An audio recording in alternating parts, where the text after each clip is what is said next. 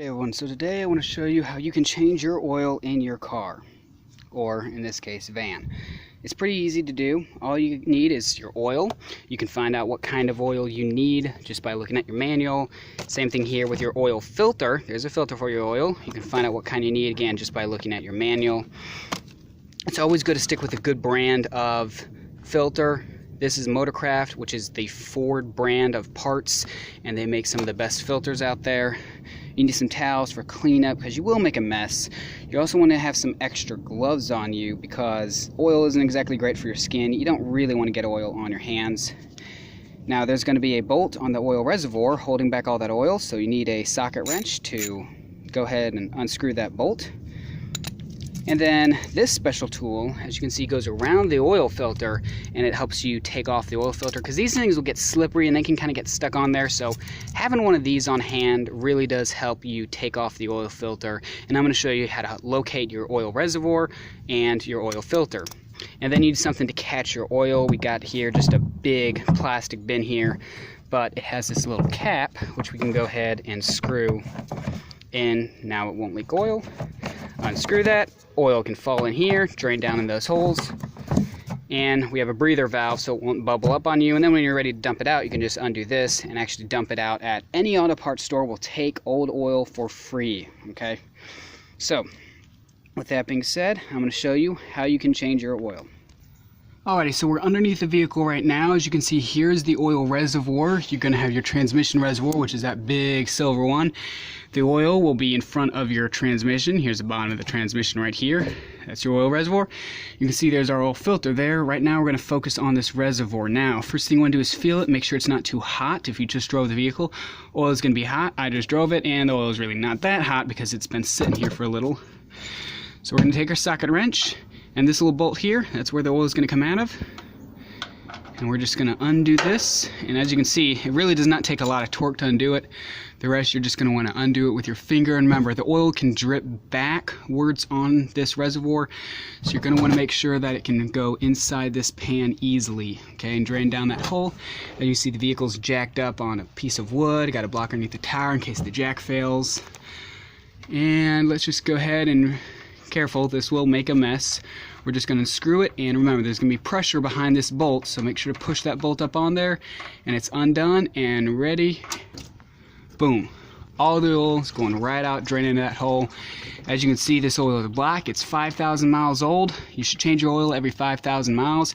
This bolt, we're just going to drop in there. We don't need to worry about that now. And now we just got to wait for all that oil to dump out of there. It's going to take a little while. So just hold this bin.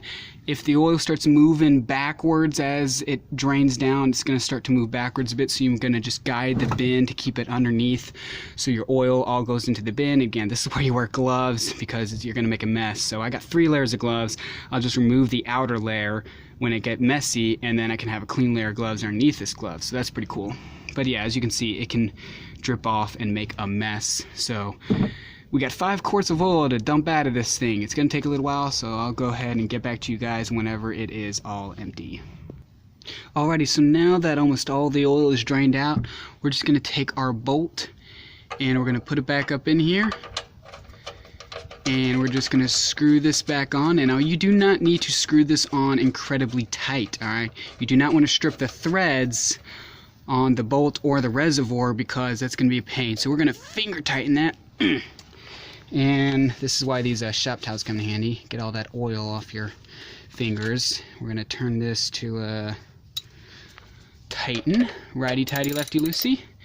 And that's good. Yep, firm, not too tight. And you can see when it left the factory, they put that little yellow paint on there. So if it matches, the yellow paint on the bolt matches up to the yellow paint on the reservoir, you know that you tightened it down enough, but not too much. And as you can see, it's not dripping anymore. We got all of our oil in this bin, so we're going to just scoot this underneath the oil filter, and then we're going to have to get that filter off. Alrighty, so here's the old oil filter. As you can see, it's right by the reservoir. Sometimes the oil filter is going to be buried far up in the engine. You're going to have to go digging for it. Now, you can see what kind of filter I need. I need an FL820S. It's written right on the filter. Or you can check your manual. You can go to the auto parts store. They'll be able to tell you. Now, when you take this filter off, all the oil is going to come pouring in around it. It's going to make a complete mess. So you want to make sure that that bin is in a good location, and you're going to want this tool. This will help you get grip to take it off. I've already loosened it because I needed 2 hands to do that, and now I can just undo it with my hand. Now I'm not going to completely undo this with my hand because, as I said, it's going to make a mess. So all I'm doing is just unscrewing this from a righty-tighty, lefty-loosey. I'm just going to unscrew this and drop it in here and let all the oil drain out of the oil pump. Well, this is actually the oil filter. The oil leaves the reservoir, goes through the filter, goes up to the engine, comes back down to the reservoir. Just makes that continuous cycle. This here is the mechanism that puts the oil in the correct part of the filter and then sucks it up out of the other part through these 2 pipes here, you can see. And I'm going to take this off. The oil is going to drain down, and then I'm going to show you a little tip about how to properly put in the new one. Alright, so the filter's down, made a mess everywhere, but it all drained down in here. Now here's the new filter, and as you can see, the new filter has this little gasket on the top of it, alright? The gasket oftentimes will get stuck up on here, and as you can see, the gasket's right there. So what you want to do is you're just going to put this gasket back on. You never want to reuse a gasket because they bend after they've been used. We're going to take some oil, you can see, dirty oil, and we're just going to rub it around the gasket to lubricate the gasket. That'll help make it more of a tight seal. Alright, and then we're going to take this old gasket off. As you can see, it comes off really easily. Sometimes it'll come off in your filter, other times you'll have to take it off. You never want to double gasket the oil filter because you can strip the threads, you can press the gaskets together and they can crack and you'll start leaking oil, and that's going to be bad. It's going to make a mess. It can actually damage your engine if your engine does not get enough oil.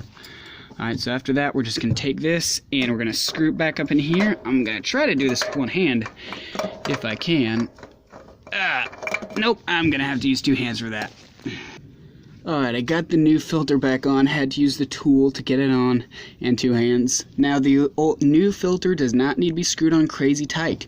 You want it to be firm, but you don't want to be too tight because you'll strip the threads that hold this filter up, alright? These filters aren't strong too, they're generally just made out of like aluminum or tin, so you don't want to strip them out because then you gotta go buy a new one. Alright, now these filters only cost about $8, $9, $10. They're really not expensive, but they filter out the oil, and it is a must.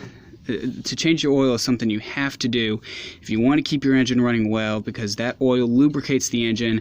When the oil gets dirty and it gets old, it doesn't lubricate the engine as well. The engine will wear itself out, and your engine won't last that long. So just changing the oil, changing the filter. We got the oil out of the reservoir. We got a new filter on. Now we just got to add oil, and we're done. Alrighty, so we got all the oil out, we got a new filter in. There's the old filter, all the oil is nicely in there, we haven't made a mess, we just need our oil. Locate your oil fill cap. This one says engine oil on it. I got this one at a junkyard, the other one I had was all kind of cracked up. I'm just going to put that somewhere where you don't lose it. Get one of these, make sure there's no dirt inside of there. As you can see, this is clean. And the reason why you want one of these is because you'll make a mess. Right here, we got the battery, we got the AC unit right here, got a wiper fluids there, got transmission, we got a whole, well that's not the transmission, that is your fill cap for transmission fluid right there. And then a whole bunch of stuff under there that I don't want to get covered in oil. So buy one of those for a few dollars. You're just going to want to open up your oil. There we go. And sometimes they'll have a little silver kind of protecting piece of plastic over here to make it airtight. Make sure you peel that off and get all of the little plastic parts off of that little top seal. This one, the nice thing about Pennzoil is that they just use one plastic cap. And we're just going to take this, and I'm going to want to just gently pour it in there. Now, it's going to take all of this, and you don't want to pour it in too fast because you will make a mess. And we're just going to pour all this in there. We're going to take the oil level, see how much oil we have. Most likely I'll need to add a little more because, as I said, most vehicles will just take 5 quarts and that's it. But my van here likes to take 6 quarts of oil because that filter also needs to fill up with the oil as well. Now you can put oil in the filter before you put the filter on. You can just pour it down in the center of the filter, but I don't like to do that because I generally just make a mess. So I'm just going to go ahead and pour all this in there. As you can see, it really does not take too long to get your oil changed. And that's it. Just going to take that, put that down there. Making a little bit of a mess there. Just gonna set that right there so it can drip there. And that is all you need. We're just gonna add the cap back on. And the reason why I always put the cap on, I didn't fully put it on. I want to put the cap on because, as you can see, there's leaves and all sorts of stuff blowing around, and I don't want a leaf blowing in there. All right, now this is our oil dipstick. This is going to show us the amount of oil we have in the engine right now. This goes right into the reservoir, and it shows you the level of oil inside that reservoir. Alrighty, so I took the oil level. This is the dipstick here. It's really long. And if you look really closely, see if I can get that in focus there, there is the 2 little dots. One's a max and one's a minimum. And you can see right in the middle, there's that little glob of oil right there. So this is halfway full. I could drive around with this, but I'm gonna want to go ahead and top it off. So I need, now this measurement on here, that minimum and max there, that is exactly 1 quart on every single vehicle. It's a standardized measurement. So if it is halfway up on there, which you really can't see well because the oil is pretty clear when it's new, but you can kind of see it. One part of it's wet, one part of it's not. Unfortunately, let's see if I can get that in focus a little better. So I need half a quart of oil to go ahead and make this full. So I'm just going to add a little bit of oil, check it again, add a little bit of oil and check it again until I get a full quart of oil on the dipstick. In this case, actually just a half more quart, and then it'll be all full. Alrighty, so I went ahead and added another half quart of oil in, so you have full amount of oil. Now here's what you're going to do. You're going to start the vehicle. Alright, now this right here, hold on, this right here is oil pressure, okay? When you first start the engine, because there's no oil in that filter and the entire system's been depleted of oil and now refilled, it's going to take a few seconds before all the oil starts to circulate around the engine. So watch that oil pressure and listen. The engine will sound different whenever there's no oil going through it. In a few seconds, that oil pressure is going to spike back up and you will hear a difference in sound. All right, so let's go ahead and just listen. We're going to go ahead and shut the door here. And I'm going to start the vehicle.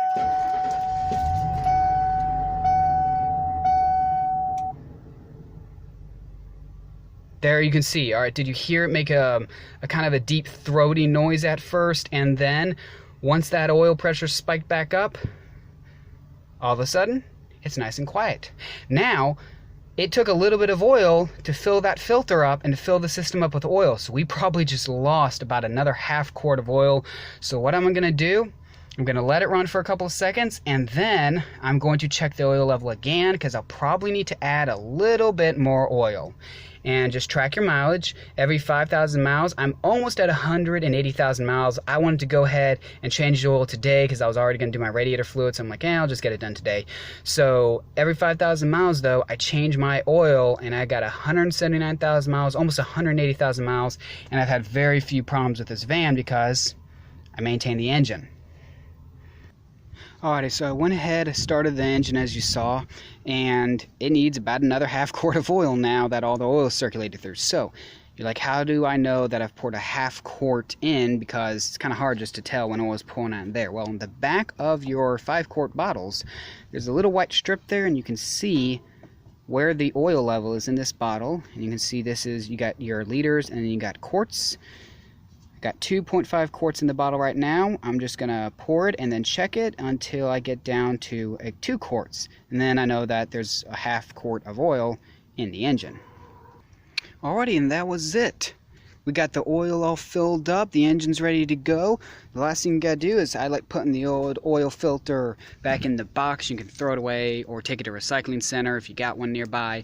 And then this old oil, you cannot throw oil in the trash can, all right? So it's all in that can. I'm gonna clean up the surface here, and I can prop this up and store it, and it's not gonna leak out. And then I can just take this down to any auto parts store and I can dump it out there for free and they can recycle it. So the last thing you wanna do though is look underneath your vehicle and make sure no oil is dripping out, because if there's oil dripping out, let's see if you can see. Okay, so we got that drain bolt up there and your oil filter. I don't see any oil dripping out on the ground. I know it's kind of wet so it's hard to see, but no oil is dripping out. That's good. If you have oil dripping out, that means you probably didn't tighten down that oil filter or that drain bolt enough, and just go ahead and tighten that up till it stops leaking. If it continues to leak and you try to tighten it and tighten it and tighten it and it never gets any tighter, that probably means you've stripped your threads, and that's a whole nother issue to deal with. But if you just change your oil out, you're going to help your engine last so much longer. You'll be able to get a lot of miles out of your vehicle, and as you can see, it's really not that hard. I had a jack to jack up the vehicle. You can drive it to the end of the street and just kind of crawl underneath the vehicle on a curb. I did that the first time. A jack is a whole lot easier. Oil, it's pretty much cheap. You know, it's what, $35, $40 for oil, and it's going to be probably about $1,000 or $2,000 to rebuild an engine. So I'd rather spend money to change the oil and the oil filter out than buy a whole new engine every time I break an engine because I'm not changing my oil. Alright, and that'll be the end of this video. I just want to let you guys know to wear gloves when you're done changing, or while you're changing your oil. You're going to want to wear gloves because you don't want oil on your hands. I have not washed my hands. I got oil on my shirt here. That's why I wear this one. This is my dirty one. There's no oil on my hands because I wear gloves. You can buy these gloves at any auto parts store. They're strong, they're stretchy, they're latex free, although you could probably buy some with latex if you wanted.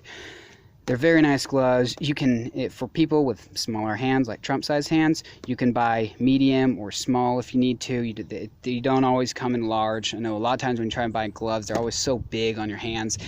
These are really nice gloves. They're strong. I have cut my skin and not cut the glove. That's how strong these gloves are.